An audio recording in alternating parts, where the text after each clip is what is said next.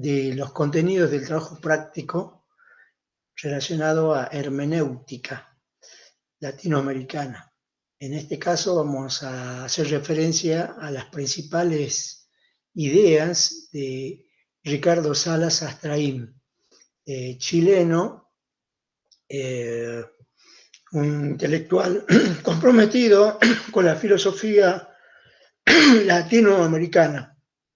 Ahí tengo una foto a la derecha de ustedes. Tenemos la foto principal, después una foto que nos sacamos allá en Santiago de Chile durante la jornada de Rodolfo Kusch con Dina Picotti. Ricardo Salas Atraín es también profesor que viene a dictar algunos seminarios por acá, por la Universidad Nacional de Jujuy. Entonces, lo que queremos trabajar es algunas de las preguntas o algunas de las temas que está abordando este pequeño texto hermenéutica. Entonces, hay que tener en cuenta por lo menos 4 preguntas. ¿Qué es la hermenéutica? La acepción literal y la contemporánea, que puede ser la relacionada con la hermenéutica latinoamericana o la hermenéutica contemporánea, digamos, y trabajada desde este continente. Segundo, hay que señalar las etapas históricas, o sea, de la hermenéutica antigua, medieval, moderna y contemporánea, y nombrando a los representantes. En la tercera pregunta se interroga sobre las relaciones que se dan entre, esta es una cuestión política y epistémica y también relacionada, digamos, a lo económico, cómo se encuentran los mundos de vida locales con lo que se llama la globalización, ¿no? Y en el cuarto lugar, por lo menos, hay que identificar 3 objetivos de la hermenéutica latinoamericana. Breve conceptualización histórica. Entonces tenemos en la Grecia tenemos 2 tipos, digamos, de momentos históricos. La Grecia antigua, ¿sí? la Grecia de los dioses homéricos, esa Grecia religiosa, en el cual aparece en los mitos el dios Hermes, que sería el mensajero. Acá entonces Hermes tiene que ver con el mensaje, ¿no? En la Grecia clásica, más o menos ya 500 o 400 años antes de Cristo, la hermenéutica toma otra identidad más específica relacionada a el análisis de los discursos, en el cual la hermenéutica tiene que ver con cuál es el significado lógico de un enunciado, es decir, comprender cuál es el sentido de un enunciado, ¿no? Que va a formar parte de un juicio, y esos juicios van a tener que ver con los modos de cómo se argumenta, ¿no? Entre los sofistas ha sido muy importante también los modos de argumentar para ganar un debate, ¿no? Digamos, esto entre la cultura, entre los griegos, esto era una forma eran agonísticas, ¿no? Era muy importante, digamos, tener un buen discurso y poder argumentar para ganar, digamos, un debate. Ya en la Edad Media, la hermenéutica más bien se busca comprender cuáles son los mensajes, cuáles son el sentido de las metáforas, el sentido de las imágenes o algunas frases que eran así un poco incomprensibles para encontrar cuál es el mensaje de Dios, ¿no? O tratar de descifrar los símbolos que están en la Biblia, por ejemplo, el sueño de Josué, qué significa el sueño, e interpretar el relato del paraíso, qué significa la manzana, entonces, interpretación de la manzana, que es el saber, es el pecado, todo ese modo de interpretar, digamos, donde también se daban luchas de interpretaciones, luchas de quién interpretaba, digamos, tanto desde el oficialismo de la iglesia o fuera, digamos, de sectas que interpretaban de otro modo. Estas tensiones llevan a, ya que en el siglo XVI acaezca la reforma protestante, ¿no? Donde aparece ahí la importancia, digamos, de Lutero y la propuesta de que la interpretación ya no sea una interpretación oficial, digamos, de la Iglesia, sino que la interpretación pueda ser personal, individual, es decir, ¿cuál es el mensaje que Dios da? No a la iglesia, no a la comunidad, sino a mí en tanto persona. Ahí aparece el tema del individuo también, muy importante que luego hemos visto ya en el individuo moderno. En el siglo XIX, la hermenéutica, digamos, entra también en otro debate entre ciencias naturales y ciencias de la cultura. La hermenéutica, digamos, frente al avance, digamos, del iluminismo, del racionalismo, del positivismo, el romanticismo, por ejemplo, y la corriente historicista, hacen crítica a este crecimiento tecnocientífico, planteando que la cultura y la historia y la subjetividad no puede ser comprendida por las ciencias duras, por la lógica, por la matemática o por el positivismo. Entonces aparece la noción, digamos, del Verstehen como la comprensión, como importante para, como un instrumento metodológico de las ciencias sociales y de la cultura. Ya en el siglo XX, la llamada hermenéutica occidental toma otros carices, ¿no? La metodológica de Gadamer como un método, o la ontológica de Heidegger, donde el Dasein, el ser humano, es un ser que comprende, ¿no? No tanto que conoce, que entiende, sino que comprende el mundo. Y luego, una visión también crítica, de la hermenéutica crítica, que es tomada, digamos, de Jürgen Habermas, ¿no? Digamos, que lo plantea como un instrumento, un método para comprender el cariz cultural, el ethos cultural digamos, en general de todas las culturas.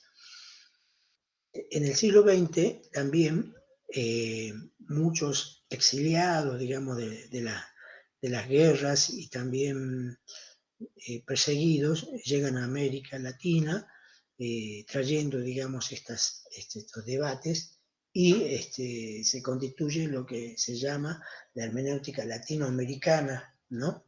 Ya no tanto como una lucha epistémica, como lo hacía la corriente historicista, sino como una crítica intercultural.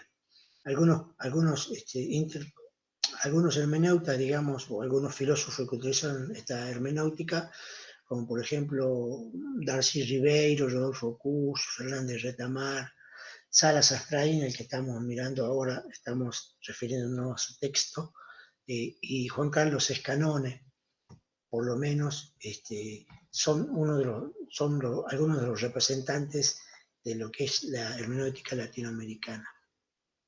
Entonces, la pregunta, qué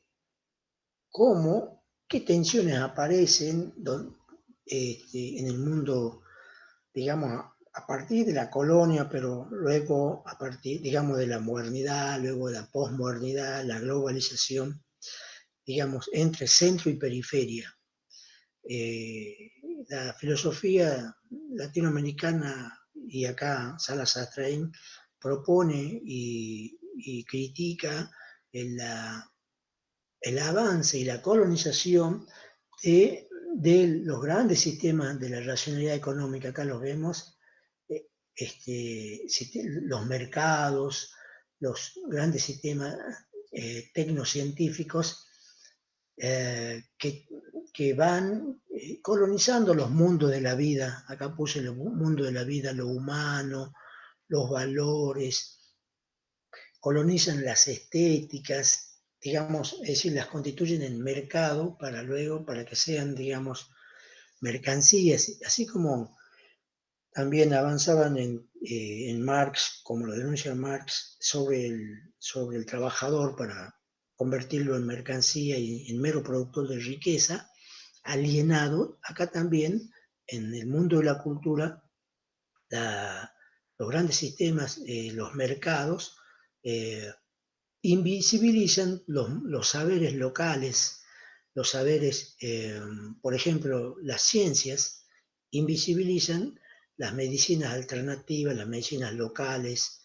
¿sí? Lo que llaman, digamos, las hierbas medicinales, los saberes de curación, de diagnóstico y de curación, todas las terapias y también a los sujetos que curan, ¿no? Es decir, la medicina académica con una visión, digamos, de una racionalidad de, de vender a través de las grandes industrias farmacéuticas, desplazan a los saberes y a los sujetos como curanderos, chamanes, etc., y los desplazan y los minimizan porque se busca, digamos, que los enfermos ya formen parte del mercado, digamos, del hospital.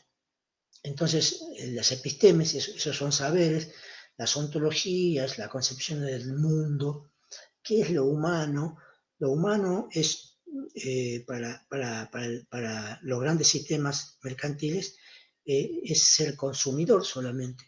¿No? No es un sujeto de derecho, ni un sujeto relacionado con el mundo, es un sujeto consumidor. Se invisibiliza todos esos seres poderosos que están en el mundo y solamente se los reduce a seres inexistentes por un lado, o por otro lado también, como se dice que son productos de mentalidades atrasadas o primitivas o del inconsciente colectivo, etcétera, pero que no existen, digamos. Por eso los invisibiliza y los construye como invisibles.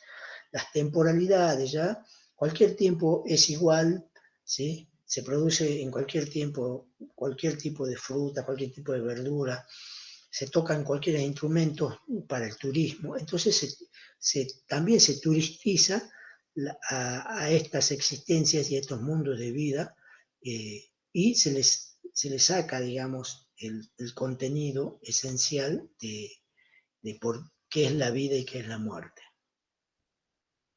Por ejemplo, acá les muestro, ya les había mostrado esto alguna vez, pero la concepción del mundo, ¿no?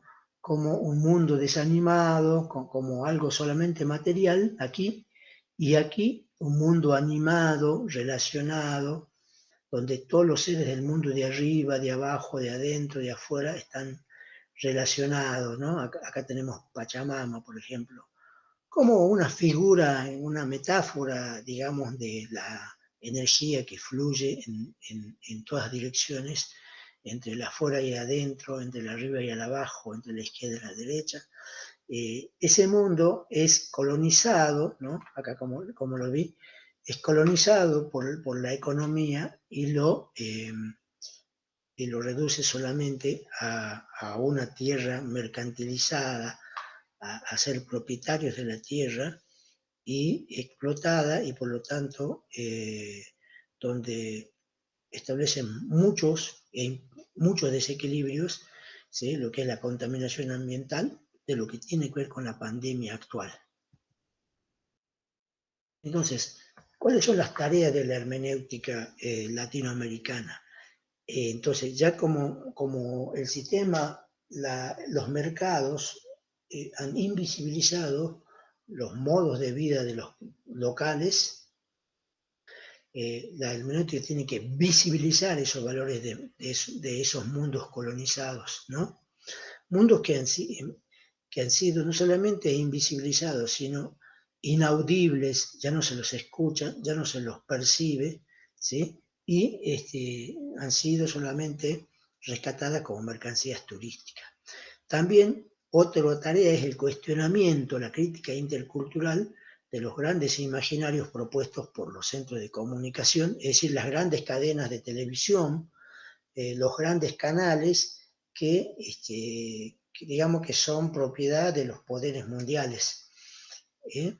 Entonces, se trata de visibilizar los símbolos, las prácticas, los rituales de los pueblos, y también la crítica de la folclorización de los bienes culturales de los pueblos, es decir, que a nuestras culturas solamente se la conoce por el carnavalito, por el carnaval, y es como folclore nomás, pero no se le da la importancia, la filosofía profunda de vida que encierran los bienes culturales locales.